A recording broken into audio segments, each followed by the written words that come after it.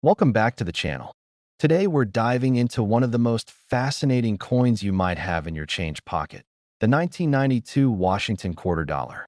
Most people see this coin and think it's just 25 cents, but there's a deeper and more interesting story behind it. We're going to explore the history, the different types of 1992 quarters, what makes them collectible, how much they could be worth, and why some rare coins can sell for prices that seem unbelievable, sometimes even in the six-figure range. So, if you've ever wondered whether your old quarters might be worth more than their face value, stick around because this video might just surprise you. Segment 1. History of the Washington Quarter. Let's start with the history. The Washington Quarter was first introduced in 1932 to honor America's first president, George Washington, on the 200th anniversary of his birth. The design features Washington's left-facing profile on the front, with the words "Liberty" above and "In God We Trust" to the side. The back originally featured a bald eagle with outstretched wings. This design by John Flanagan remained largely unchanged from 1932 all the way through 1998. Over the years, the series has become one of the longest-running and most iconic in United States coinage. From 1932 to 1964, quarters were made of 90% silver, and this metal content gave older quarters inherent value. In 1965, the U.S. Mint shifted to a copper-nickel clad composition for circulation, and that is the metal makeup used in the 1992 quarters we know today. This change allowed millions of coins to be produced cheaply for everyday commerce, but it also means that most quarters after 1965 are worth just their face value unless something special sets them apart. Segment 2.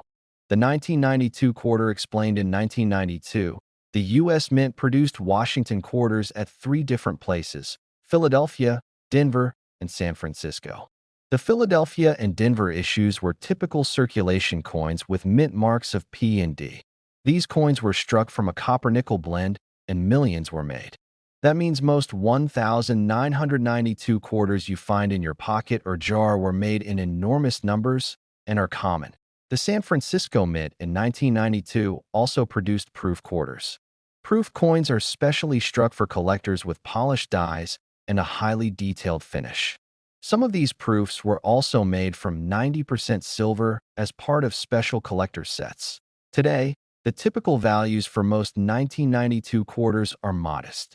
Common circulation coins in everyday condition are still worth around 25 cents. Even high-grade uncirculated quarters without errors usually range anywhere from a couple of dollars to perhaps a few $100s at auctions if they are exceptionally perfect.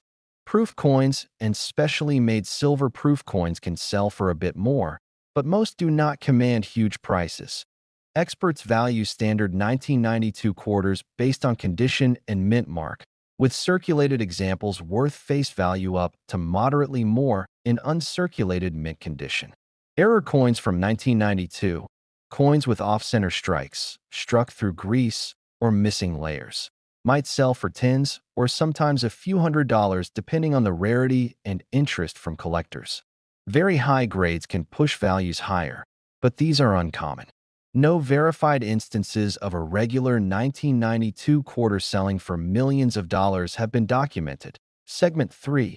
Rare and valuable coin stories. Now, let's talk about rare coins and those astonishing stories of coins selling for extraordinary amounts. In the world of numismatics, sometimes mistakes at the mint or extremely limited varieties can lead to coins that become incredibly valuable. There are stories of mule error coins where a coin's obverse and reverse dies were mistakenly paired from different denominations or designs. These are extremely rare and sought after, and a handful are so unique that collectors have paid incredible sums for them. In rare cases, prices have reached prices like $1.2 million for certain one-of-a-kind errors. These kinds of coins are usually museum pieces or held in private collections, and not something most people ever find in pocket change. But it's important to understand that these situations are the exception, not the rule. Not every coin with a year on it is worth a fortune. For the 1992 Washington quarter, the vast majority are common and worth what they were intended to be, 25 cents. Only coins in exceptional condition or with rare errors attract premiums, and even then values vary widely. Segment 4. Tips for collectors and what you should do. So what does this mean for you? If you find a 1992 quarter, the first thing is to look carefully at the coin's condition. Is the surface shiny and free of scratches? Or is it worn down? Does it have any unusual marks, missing letters, or off-center designs? These might indicate a mint error that could be collectible, that if you think you might have something rare, don't guess alone. Get opinions from experienced collectors or professional grading services.